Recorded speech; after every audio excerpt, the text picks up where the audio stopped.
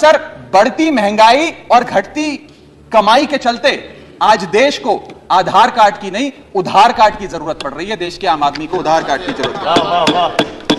और सर, आज इस बहस को सुन रहे भारत देश के करोड़ों लोगों को मैं कहना चाहूंगा कि यह सरकार आप सबको गरीब कर रही है।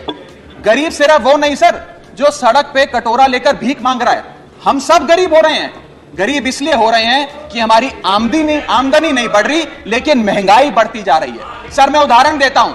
एक शख्स जो 20,000 रुपए महीने के कमाता था और 18,000 रुपए खर्च करता था, वो महीने का 2,000 रुपए बचाता था। आज उसकी आमदनी 20 की 20 है, 20,000 है, लेकिन खर्चा 18,000 से बढ़कर 25,000 करोड़ हो गया। यानी कि 20,000 की आमदनी, 25,000 का खर्च, 5,000 रुपए की नुकसान का खामियाजा का कर्जा देश का एक एक आदमी भुगत रहा है। सर, मैं बताना चाहूंगा, सुनिए मेरी बात ध्यान से। जब 2014 में महंगाई का आलम देखिए सर, 2014 में जब यह सरकार बनी थी तो पेट्रोल 55 रुपए प्रति लीटर पे बिकता था। आज पेट्रोल 100 रुपए प्रति लीटर पे बिकता है। डीजल 45 लीटर पे बिकता था, 45 रुपए प्रति लीटर। वो डीजल आज 90 रुपए प्रति लीटर पे बिक रहा है सर। एक गैस का सिलेंडर 400 रुपए का मिलता था बाजार में 2014 में जब इनकी सरकार आई थी। आज वो गैस का सिलेंडर 1100 रुपए का हो गया सर, 1100 रुपए का। दूध 1 लीटर 36 रुपए का मिलता था, दूध आज 60 रुपए प्रति लीटर हो गया है।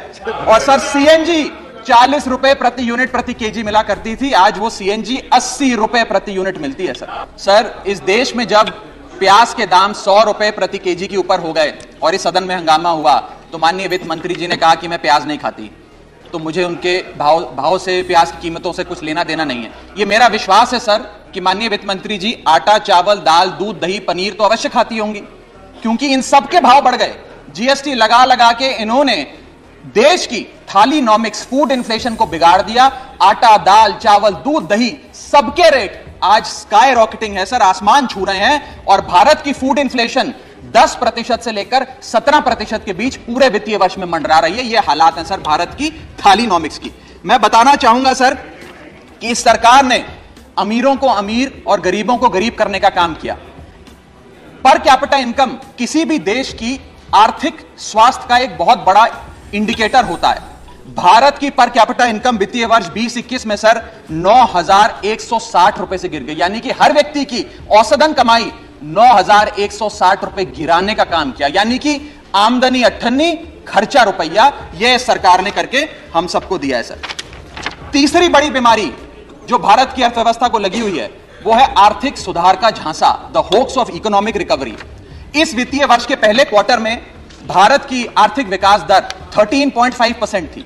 दूसरा क्वार्टर आते आते, जिसे फेस्टिवल क्वार्टर कहते हैं, जिसमें बड़े बड़े त्योहार आते हैं, जिसमें खपत भी बढ़ती है, उत्पादन भी बढ़ता है, मांग भी बढ़ती है, उस क्वार्टर में आर्थिक विकास दर 13.5% क्वार्टर 1 के मुकाबले गिरकर 6.3% पे आ गई सर, यानी कि आधी हो गई।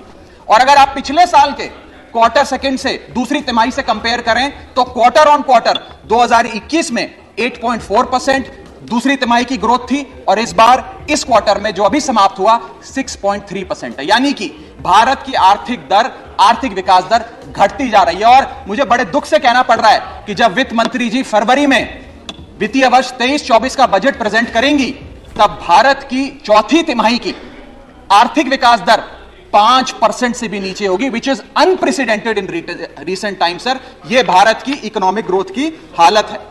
और यह वर्ष तो जो बीत गया, इस वर्ष तो आपने आर्थिक जो विकास दर था उसकी ऐसी तैसी कर दी। अगले साल के आर्थिक विकास दर के आंकड़े सुनिए। सरकार चाहती है हम 8% पे आगे बढ़ें। वर्ल्ड बैंक कहता है वित्तीय वर्ष 23-24 में हम मात्र 6% पे ग्रो करेंगे। क्रिसिल कहता है हम 6% पे ग्रो करेंगे। ओईसीडी कहता है हम 5.7% पे ग्रो करेंगे। गोल्डमैन सैक्स कहता है हम 5.3% पे ग्रो करेंगे। और आईएमएफ कहता है हम 5.1% पे ग्रो करेंगे। यानी कि भारत की अर्थव्यवस्था में ऊपर जाने की बजाय हमारी व्यवस्था नीचे आ रही है सर। चौथी और एक बड़ी बीमारी जो भारत की अर्थव्यवस्था को लगी है वो है द डेट क्राइसिस। भारत सरकार की देनदारी, भारत सरकार पे चढ़ा बहुत बड़ा कर्ज। सर 1947 से लेकर 2014 तक, यानी कि इन 67 सालों में कई पार्टियों की सरकारें नहीं, केंद्र में कई पार्टियों ने शासन किया। इन 67 सालों में तमाम पार्टियों की सरकारों ने मिलकर कुल कर्जा 55 लाख करोड़ का लिया था और बीते 8 सालों में 2014 से 2022 में इस बीजेपी की सरकार ने कुल कर्जा 85 लाख करोड़ रुपए लिया। यानी कि एक तरफ 67 सालों का, बीते 67 सालों का 55 लाख करोड़ का कर्जा और इस सरकार ने अकेले 8 सालों में 85 लाख करोड़ रुपए का कर्जा ले लिया।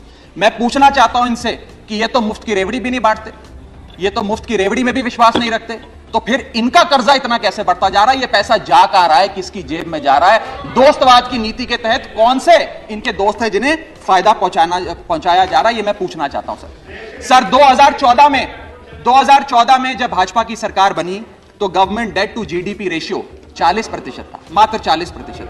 आज government debt to GDP ratio इस देश में 90% छू रहा है सर, 90%। और इस देश की डेट की स्थिति बढ़ाकर 1,55,000 करोड़ का 1,55,000 करोड़ का कुल कर्जा इस देश ने लिया सर। पांचवी बीमारी जो भारत की अर्थव्यवस्था को लगी हुई है, पांचवा बड़ा रोग, किसानों का संकट।